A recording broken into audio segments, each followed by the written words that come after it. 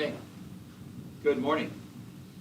As this virus continues to spread in our community, the county's Department of Public Health continues to watch the trend in the development of new cases. These trends help guide our response to the pandemic and help us work to protect the health and welfare of our residents. For the past few months, the rate of new cases has been the highest in the 20 to 29-year-old range. More recently, we've seen that same rate of increase in the 15 to 19-year-old range. This is especially noticeable over the past 2 weeks. In fact, we're seeing almost 20 new cases per day in the 15 to 19-year-old age group. This is a chart that's been produced by our County Department of Health, which again shows a very dramatic increase beginning in July until the end of August in the 15 to 19-year-old age group. And this is based on data that has been collected by our contact tracers and our case investigators, not based on any single event or any single gathering. Rather, it's just our teenagers who are out and about. And teens do what teens do. They hang out with friends, they go to events, sometimes they go to school-related activities, normal activities, but during an extraordinary time. And this jump is not unexpected, but it's worrisome. We know that our 15 to 19-year-old age group may not become as sick when they contract the coronavirus, but we know that they can also take it home and spread it to others who have a higher risk of becoming seriously ill.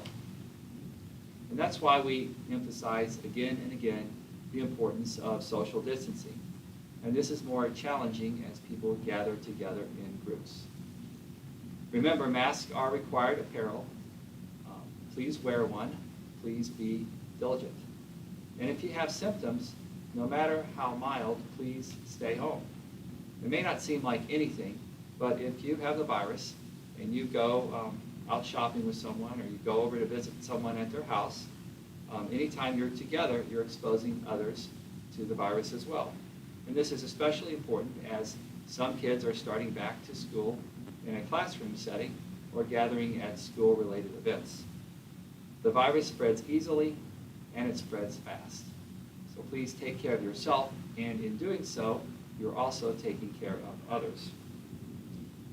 This morning I wanted to give you an update also on the participatory budget process to distribute $7 million of CARES Act funding to expand access to health care in some of our underserved areas in St. Louis County. We asked residents in 18 zip codes, 17 of them in North County, one in southeast St. Louis County, on how they would like to see $7 million of CARES Act funding spent to expand access to health care. The targeted areas were chosen based on census data, unemployment rate, the rate of uninsured, and the impact of COVID-19 on this region of our community. The residents in these areas identified 5 areas where they would like to see expanded access. This includes increased access to testing, especially where people gather in groups, like churches or schools, or even increased access to homebound patients. They identified PPE and supplies, primary and preventative care such as dental care and vision care, access to mental health services, and emergency health care needs such as help with co-pays, prescription drugs, or even improved access to technology to participate in telehealth services. We had 38 applications to provide these services, and so far 13 organizations have received a notice of award.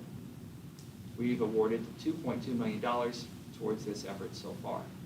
We'll have more announcements in the future as we continue to process applications. My staff, along with the staff of the Department of Public Health, will continue to work with residents to identify the greatest needs in our community, and will continue to work to get our resources to the areas of our community who need it the most, especially during these very challenging times. Thank you, and be glad to answer any questions. Sam, I do have one question from St. Louis Public Radio regarding the Justice Services employees Yes. who submitted a letter to the county council last night mentioning their concerns about Director Banasco's leadership. The question is, what is your response to the letter, and will your administration be taking any action to respond to this letter? Okay, so there's a question about Justice Services and the letter that the County Council received last night regarding the concerns of the Director of Justice Services. And I just first want to recognize that Justice Services is a very difficult place to work.